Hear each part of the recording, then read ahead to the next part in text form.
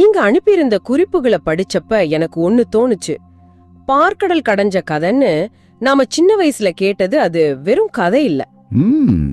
இது பிரபஞ்சத்தோட ரகசியங்கள், நம்ம உடம்போட செயல்பாடு, நம்ம மனசோட ஆழம்னு எல்லாத்தையும் இணைக்கிற ஒரு பிரம்மாண்டமான வரைபடம் மாதிரி இருக்கு. ஆமா, ஒரு மெகா டேட்டா மாதிரி. கரெக்ட்.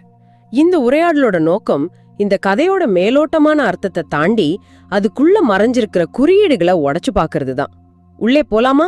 கண்டிப்பா. முக்கியமான விஷயம் என்னன்னா, இது எப்பவோ ஒரு முறை நடந்து முடிஞ்ச சம்பவம் கிடையாது. அப்படியா? ஆமா, இது ஒவ்வொரு நொடியும் இந்த பிரபஞ்சத்திலையும், குறிப்பா நம்ம ஒவ்வொருத்தர் உடம்புக்குள்ளேயும் நடந்துட்டே இருக்கு. ஓ, இத சரியா புரிஞ்சுக்க பார்க்கடல் அப்படிங்கிற வார்த்தையை முதல்ல 3 அழகழகு கோணங்கள்ல பார்க்கணும். 3 கோணங்களா?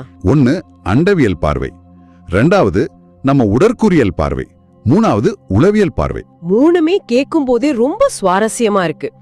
சரி, முதல்ல அந்த அண்டவியல் பார்வையில இருந்து ஆரம்பிக்கலாம். பார்க்கடல்ங்கிறது நம்ம பால்வெளி மண்டலம், அதாவது மில்கி வே கேலக்சியை தான் சொல்றாங்களே, அது எப்படி பொருந்தும்?